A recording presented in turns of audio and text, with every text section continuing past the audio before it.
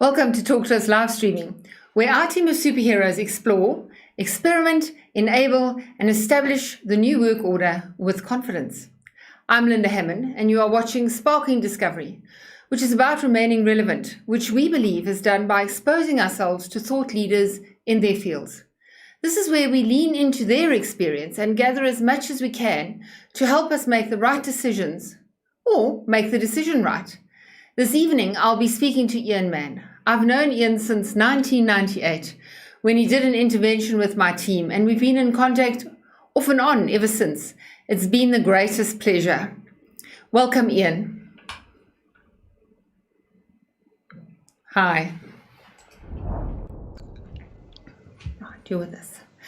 So, Ian is a well-respected strategist and leadership advisor. Seasoned entrepreneur. Yes, he doesn't just lecture on it, he does and has done it before as well. A prolific consumer of text and a sought-after contributor to News 24. Very well placed to provide insight into what it takes to be an entrepreneur, as well as provide some direction to those who are feeling a bit out at sea at the moment. Thank you for joining us tonight, Ian. Pleasure indeed. Nice to be with you. Great. So let's get into it. You know, when I look at the situation, it reminds me, when I'm saying I look at the situation of COVID, it reminds me a bit of the year 2000. The world didn't end when the clock struck 12, as the IT folks had promised it would. In fact, the floor fell out for IT, and it was coined the bonfire of the vanities. Many of the companies that had created a business around the fact that we would have chaos and madness in IT post-2000 dissolved, and many talented people were scattered into the wind.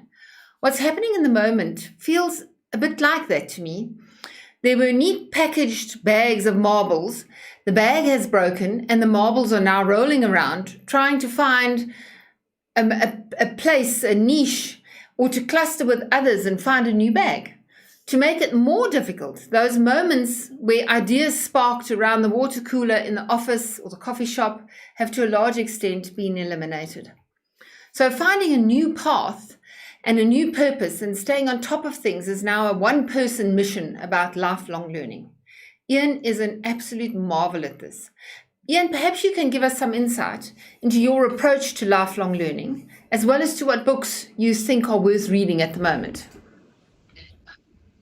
Which books are worth reading at the moment is always the last one I've just read. I review a book each week, 49 weeks a year in Fin24, and I've been reading about 40 books a year on average over the last 19 years. So if you do the math, it's quite a lot of stuff. Okay. And the books I never slate a book. If I start reading and I see it's junk, I dump it. So every single book I've ever read, I've always thought that it's valuable and it's got something in it. The lifelong learning thing, I think, is something you simply cannot not do. The world is changing far too fast. And those people who are not keeping up by keeping their minds fresh with all sorts of ideas are really putting themselves at risk. I'll tell you why that is so in a couple of ways. First off, the cheapest way to learn anything is to buy a book. When a professor at a great university writes a book, it's taken him 2 or 3 years to put the book together, based on 3 or 4 years of education before. To go to his lecture will cost you tens of thousands, and you can buy his book for 250 Rand. It's fantastic. So it's an incredibly inexpensive way to do things. So I think that's important. And when we get to this company of one, we're now moving to an era where a lot of people are having to say, should I be a company of one? Let me just first off say, I think it's not a bad idea for many people, not for everyone, for many people. There are no general rules. For many people, this is a good idea. The company of one works like this. We've always believed that the best thing you can do is join a good company. You join a good company my grandfather, in his day, you joined a good company when you were 18, and you stayed there until you left at 65. And so what was success? Success was when you got into the CEO's office. Less success was getting close to it, and so on. When you change jobs incessantly, there would be something wrong with you. Yeah. You have no loyalty, or you can't get on with people. Those days are long gone. But the fact of the matter today is that the most dangerous place to be is in a corporation. I'm going to explain to you why I'm so passionate about this. If at the number of companies that have done extraordinarily well, companies that really, they've blown the lights out, fastest growing companies, when they've been looked at in studies 5 to 8 years later, something like 2/3 of those businesses either don't exist or have retrenched a lot of staff. Those are fast growing companies. They are startups, big ones, very, very few of them. If you're working as a company of one, you've got security, and I'm going to tell you why. It's not just that you can't fire yourself, but that you're in control. You could do magnificently. Really, you join a bank, you're doing magnificent work. You're good, you're loyal, you're dedicated, and they've decided they're going to shed staff. I love that word, shed staff. Not take away a man's livelihood, shed staff. So you're one of those people, one of those people who now just been shed. You don't have any control. When you're in a company and you are the company, understand that you have a lot of control. But being a company of one is it's not a simple thing, and it's setting up a company. We always think, wow, I'd like a company, I want to grow really, really big. Most companies that grow big too fast crash and burn. We only hear about the few who don't. Majority crash and burn. So there you are thinking about what you should be doing now, and you might be saying to yourself, maybe I should go out on my own. It's not a bad idea, provided a couple of things. The one thing I think you have to accept is that if you're going to go out, the number one skill that you better have is competence and autonomy. I'll better explain both. You can't expect anybody to buy anything from you, whether it's a good or a service, if you're not competent. So don't worry about, do I need to be edgy? Don't bother about edgy. There's still people who cut people's hair with the scissors, and they can make a decent living out of it. There are people who do stuff. One of the fastest growing, more millionaires, the last time I looked, were made in the United States doing simple things like dry cleaning, and not all the fancy stuff. We still need all those things. Okay, so that's first set. But you've got to be extraordinarily competent. And the second thing is you have to be autonomous. Now, autonomous means I'm able to get the whole job done myself. If I can't do the whole job myself, don't start. If I need somebody else to tell me what to do, I'm not competent enough to be. Competence and autonomy. Then what you want to do is you want to see to it that you are proficient at all sorts of other things. If you're going to be a company of one, you've got to be proficient at selling. Now, it's a funny thing that a lot of people who leave corporate, and we've got people like that inside of Gateways, who've left corporate as directors of international companies, and you say, "Are you going out there and selling?" And he said, "Yes, I put I got somebody to put my profile on LinkedIn. If they want me, they'll find me." And it's stuff like that. Now, of course, it's absurd. You have to go out there and you have to really enjoy the act of selling. You also have to get things working well, organize yourself. I think that the other thing which is particularly important is to know that if you really want to do well, focus on getting better and better and better at what you're doing in the same amount of time. And then what happens is, because I can do better and better work in the same number of hours, I can vastly increase my income.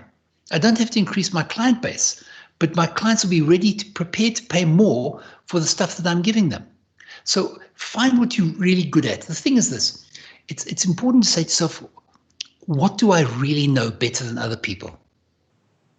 Next question is, who do I know?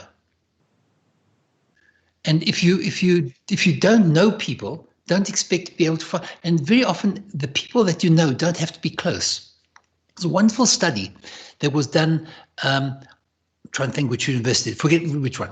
It's a wonderful study anyway. What they did was they looked at where, in fact, the man who did this got a Nobel Prize for it even though he was now a professor, but he was a PhD student when he did it. They were looking at where do you find your first job. Now, when you say, listen, I've just lost my job, usually what you do is you ask all the people you know who care about you. They're useless. They're useless. And I'll tell you why. They know exactly the same people that you know. There are people who you're close with, people you're not very close with, and people you were close with but aren't close with anymore. They found that the people that you aren't close with anymore, but were close with, are pretty good because they used to like you. You shared a dorm. You had a hell of a good time together. And when you phone them up again, they're happy to talk to you again. Those people are good. Lives have changed. They've gone in completely different directions. That's why you don't see much of them. Then those people that you see occasionally. What he proved in his thesis, PhD thesis, was that people with whom you are not close are more likely to be able to introduce you to a network of other people that will be very useful to you. So we need to worry about who you know and what do they know and what you know better than other people. The key with finding what you can do as a company of one is asking yourself, what am I very good at? What you should not ask yourself is, what am I passionate about? What is my passion? That is called nonsense. The fact is that a study was done at Quebec University. What they did was they asked students what they're passionate about. It turned out that they were more passionate about sport, art, and music than they were about the disciplines they were studying. The problem is that only 3% of available jobs are in sport, art, and music. 3%. So the key is this: don't follow your passion. I know that Oprah Winfrey said you've got to follow your passion. No, that's nonsense. Ask any out-of-work actress. She'll tell you how about following your passion. What you have to do is you have to worry about mastery. Find the thing that you're good at and really master it. And I'll tell you something else which will happen. You'll have passion because you're a master. Passion doesn't come first. You get passion because you've mastered something. There's one last thing. I'm going to stop babbling. Okay. Anyway, Steve Martin, the amazing comedian, he says that he often gets budding comedians coming up to him and say, listen, Steve, how do I find the right agent? Where do I get the best head and shoulders photographs? Which comedy club should I start at? And he says the only question they've got to ask, the only question that's intelligent is, how do I get really good at comedy?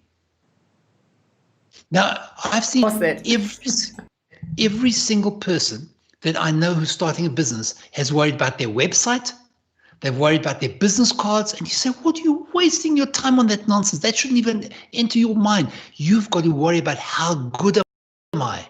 How good am I? And if I can find one client who says, damn, he's good, they're likely to say, damn, he's good, and tell somebody else. Or you can even ask them if they know anybody else. But the key is you've got to be damn good at something. And it doesn't matter what it is.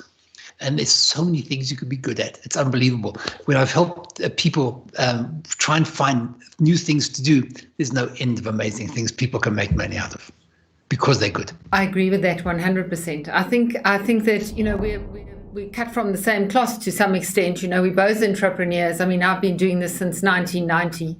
I've often thought maybe I should just go and find a job, but I think I'm sort of like unemployable. I'm sure somebody would just not employ me. And if I did get employed, I'd probably be there for about a month or two. I think because, we get something which interests us and we follow that and we work with it. And so I think we're cut from the same cloth to a large extent. But lifelong learning is very close to the heart of the unique specimen, which is the entrepreneur. I don't leave anything alone either. Everything fascinates me. And that's probably how we met as well, is through your books. I can remember the breakfast that we had at that Michelangelo Piccolo restaurant. And every time I'd come back, and by the fact that I was just so fascinated with the speed at which you read books, I found a site that now actually has little excerpts of books, and they've also done it for you. It's an app. Not as good as what you are. I can guarantee you that. But, it is easier to consume a lot of information and then spit out the bits that you don't like. But, you have some somewhat unusual views on entrepreneurs, and I heard it before when we've been talking before. And I think a lot of people are worried about the age, and I suffer. We have customers coming to us as well, and they'll say to us, I did a video and I posted it on Facebook and it hasn't gone viral. I haven't even had one view. And there's like this sense of shock horror, So I think we both sense the same kind of things. Perhaps you can share some insights in that with us. Yeah. Let's just talk about this age thing for a moment. If you are in the United States, particularly in California and that area, generally investors will not look at a startup founded by anybody over the age of 32. That seems to be the cutoff point for most people. However, it doesn't accord with what we know as facts. Let me just give you what are facts. Facts are, there was a study that was done on looking at US census data. They had to look at the age of human beings who started businesses. Now, I'm not talking about started businesses in the 90s. I'm talking about starting businesses since the US had a census. That's probably 1890. They found that the average age of founders of businesses were around, average age, 42 years old. Not 32 years old, founders. However, founders who founded successful businesses, that's different, were aged 45 to 59. They say, how about that? How does that happen? And by the way, this is averaging. So people are way beyond that and a little bit younger than that, but that's about the average age. I'll tell you why it works like that. You see, when you are older, you've been around. Having been around, you understand how business works and how life works. Not only that, by that time, you've also got yourself a little bit of money. So you've got capital. Besides which, you've also got social capital. There are lots of people you know. There are lots of people you can call on. And because you're older, you're more mature, you've been around, you've met a lot of people, you'll have greater chance of building a successful business than somebody who's a whole lot younger. So this idea of age is nonsense. And I'm admittedly closer to 60 than I am to 50. I'm 68. I'm starting another business, and we're launching it in a recession, and it's going to be one of the best things I've ever done, and in every respect. And this business of you have to be young is a mistake. Young people don't have as much experience and therefore have less likelihood of actually being successful. Yes, I know Zuckerberg was young. He was lucky, and by the way, he was under adult supervision during when the business was being built. Yeah, and the other thing is, people tell you who you should go into. They always say, don't get involved with family. We all know that. Except that the longest lasting businesses in the world are family businesses. They last longer. Think of Cargill, think of Tata, think of Koch Industries, think of Walmart, think of Ford, all family businesses. So there are a lot of things which are not true about entrepreneurship. And by the way, everything I've said to you the whole evening is average. That's what happens on average. Now, if there's an average, it means there's somebody way beyond that and somebody way above and below. Statistics never ever says anything about one person.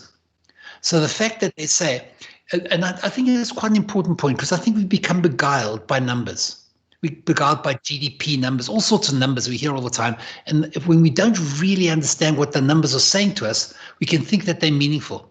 They're not meaningful. We must understand what they're meaningful about. And when I say that the average age is 58 or 55 or 48, it means averages. So there's people younger and there's people older. And who are you? Would you be in the younger one or the older one? It just means that these things are possibilities. Of course. Okay. Yeah. Oh, yeah, no, well, that's interesting. And, I always find that encouraging. I think there's a lot of older people that have lost positions and are concerned and are thinking, yo, where am I going to from here?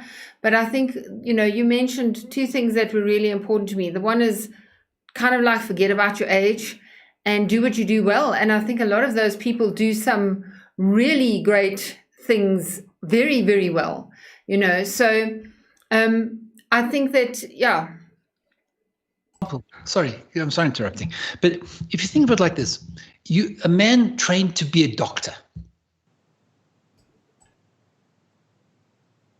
And he spent lost the same parking lot in the same building, and he's seen patients all day and nights. And you say, now, what are you really good at? As well as trained as a doctor. No, but what are you really good at? And you find that if you said, now, what is he really good at? He's got a wonderful empathy with people who are weak or people who are ill. Just his empathy is so much better than anybody else. Or you might find the man who's been a lawyer his whole life, and you say, listen, if you never knew law, how would you have made a living? He's some great negotiator. I can negotiate between people and they can come out right at the end. We need to just find what are you good at, and it often has nothing to do with what you were trained in. Yeah, I think I ended up doing IT, and here I am today doing something in humanities, and it's not where I would have thought at all, but it's obviously something which attracts me. So yes, I understand that. You've just launched a fairly unusual venture, Ian. Would you like to tell us a bit more about it? In the middle of a pandemic, and off you go, you're going to go and launch a new venture. Let me tell you what this is. The venture started 2 years ago. I mean, these things are very slow. We are going to be launching probably within the next, we should have been launching already, but because of COVID, it slowed things down. We will be the first commercial hatchery in the Southern Hemisphere. When I talk about hatcheries, we produce the machinery, the incubator that takes eggs, and then 21 days later, you get a little chick on the other side. The chickens do that really well. Hens do that really well. The problem is they do 10 at a time. How about if you want to do 50,000 at a time? That's the stuff or 100,000 at a time, or 1 million at a time. Now you have to scientifically recreate across 150, 500,000 eggs, exactly the right conditions for each one to be able to hatch. And we've got some really, really interesting patents, which will increase hatchability and increase the number. When you put eggs on the one side, you don't get all chicks coming out on the other side. You get about 70%, 80%. So if you can just increase that a little bit by 2-3%, when you're putting 1 million in, that's real money. So we've been able to do that, and that's what we're going to be marketing as soon as all this has quietened down just a bit. We've probably been thrown back by about 4 months. Otherwise, we would have been launching now.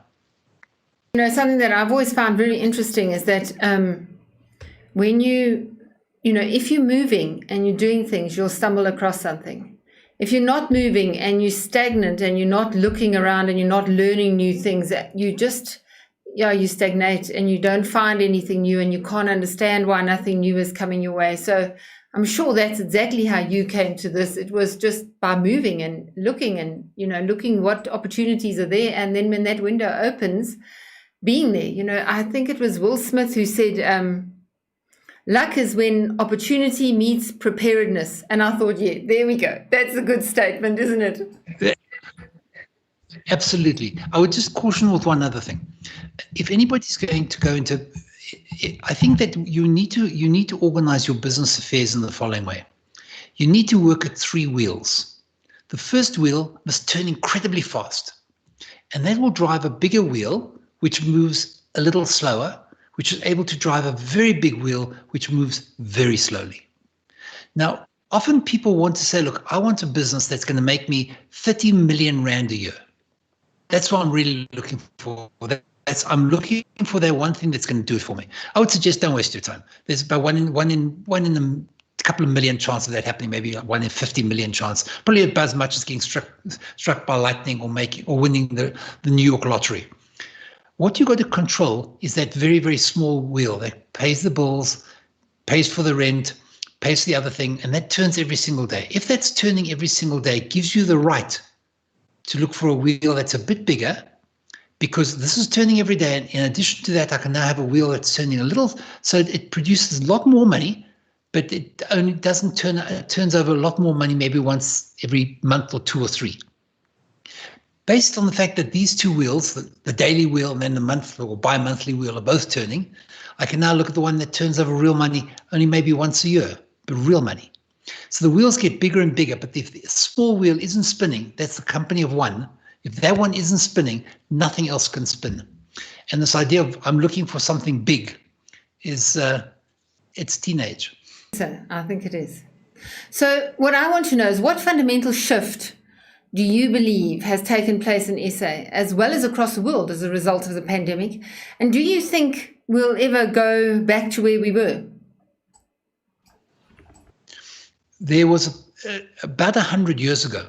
I don't know about the rest of the country. I know about Cape Town. 100 years ago, there was now you say, well, flu's just the sniffles. No, it wasn't just the sniffles. They didn't have antibiotics.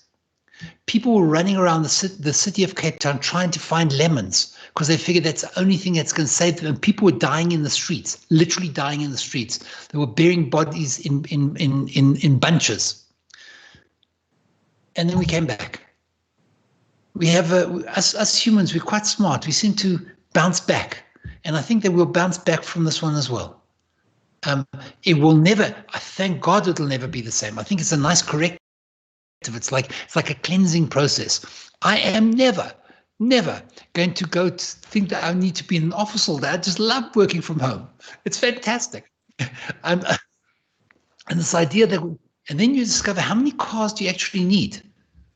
And you realize there's a lot of things that you have that you just don't need a lot of, or as much. I can't imagine. I went to work with a suit or sports jacket and smart clothing every single day. I haven't worn leather shoes in 6 months. You used to have a driver as well, I remember, who used to drive you around so that you could work on the back seat. So, I mean, yeah, life has changed. I think that if we had not come as far as what we have come with digitization and the fourth generation or the fourth revolution of IT, I think we wouldn't have been placed where we are to have dealt with it. I mean, can you imagine what life would have been like if we didn't have what we've got now with Zoom and Google Meetup and Teams, etc.? I think we would be completely lost, so thank goodness it happened now and not 20 years ago. So if we look back at the old normal for a minute, and bar not wearing leather shoes and suits, what else is there that you would hate to see come back in business? What was going on in our society up till now continues to go on. We now, because we're all under strain, we've realized how bad a society we were living in. Our healthcare system is terribly lopsided. We're living in an environment where 1% of the world, not get particular, 1% of the world owns 48% of all the assets. That's not skewed. That is insane. That's insane. Yeah, I think there's just been such a lack of. No, absolutely. Yeah, I think that there's been such a lack of recognizing each other's humanity and respecting it. So I think there's just, all of a sudden there's been a lot more respect from the point of view of, geez, I'm battling, so they must be battling too. And people are understanding what that means, what is important, really important, and what isn't. So I think those things for me, I would not like to change. I would like that to continue, because I think humanity is very special and we don't treasure it enough. So, Ian, on that note, I'd like to thank you for your participation and wise words. And if anybody has questions for Ian or for us or comments they'd like to pass, please put them down in the information bars below and we'll get back to you. Ian, a final word from your side?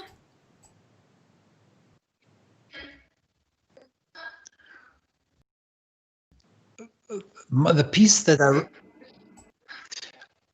the book I reviewed, which will be in Fin24, or obviously News24, you can find as well. And you'll see Ian Mann reviews, go into the little thing, look for it. The last book I've written is How to Become a Polymath, A polymath it's Greek for somebody who knows a lot of things. They talk, obviously, you get incredible polymaths, but this man has written a book, and the review I did in it, how can anybody become a polymath? And the way he describes it is not that you can be what they can do, but you use the same methods that they did, and anybody can use this, I promise you. I think it's well worthwhile looking at how I can learn more things about lots of other things than I normally know now, and in a formal way. It's a bit like an autodidact in some ways. Indeed, exactly that. So thank you so much for your time, Ian. We really appreciate it. And hopefully we'll see you soon again. Indeed. Thank you. Cool. So if you found this useful, please hit the button below and like. Otherwise, subscribe, follow, share, and more importantly, talk to us. You can complete our book consultation form on our website. And if you'd like to get more contact details for Ian, just get hold of us. We will publish it in the lists below. Tomorrow, which is Friday, we've got Rest the Cape with Marvelous Matt. So he'll give you some insights into what to do for the weekend so that you're not at home all day. And with being in level in 1, wow, there's a lot that we can do. And next week's Thursday at Spark Discovery, I'll have Brenda Lazarson on our show.